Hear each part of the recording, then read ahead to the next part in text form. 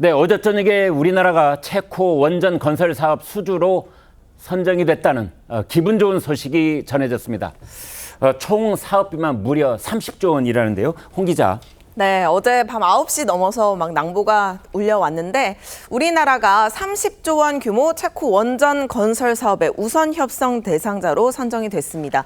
원전 선진국, 원전의 본산으로 꼽히는 유럽에서 프랑스를 따돌리고 거둔 성과이기에 더 의미가 있다는 평가인데요.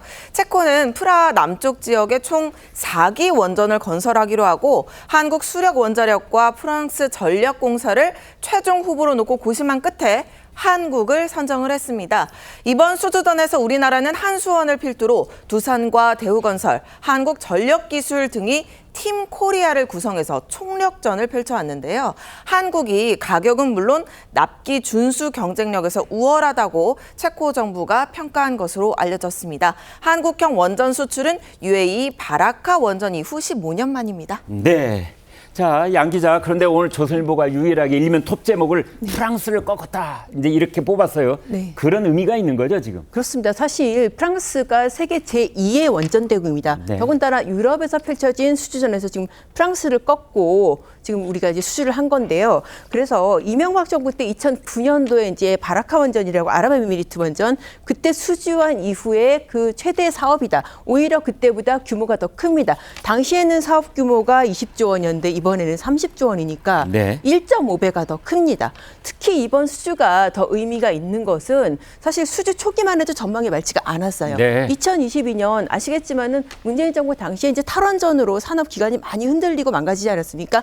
그래서 수주 전망이 밝지가 않았었는데 그때 당시에는 정부도 안에서는 탈원전을 얘기하면서 바깥에서 원전 세일즈를 하니까 맞아요. 이게 면목이 안 선다. 이래서 되게는 굉장히 비판이 많지 않았습니까? 네. 그런데 이제 이번 정부 들어서 본격적으로 이제 탈원전 정책을 사실상 폐기를 하고 대통령도 적극적으로 세일즈를 하고 그러면서 이번에 성과를 낸 그런 상황입니다. 네, 어제 낮 동안에만 하더라도 우리가 체코 원전 수주 어려울 것 같다. 이런 암울한 뉴스가 사실은 있었습니다. 왜냐하면 체코는 유럽 국가이고 그다음에 프랑스는 유럽의 강국 중에 강국입니다. 따라서 체코가 유럽의 강국 프랑스를 도외시하고 아시아에 있는 한국의 원전을 수주하기에는 어렵지 않느냐 뭐 이런 분석이 있었는데 밤 늦게 전해진 이 쾌거 그래서 더욱더 많은 국민들이 박수를 보내고 있었는데요. 자, 송 국장님, 네. 이제 윤석열 정부가 지금 원전 수출에 관한 이 계획이 있잖아요. 네. 어떻게 되고 있습니까? 윤석열 대통령이 직접 국민들에게 약속을 했죠. 2030년까지 10기.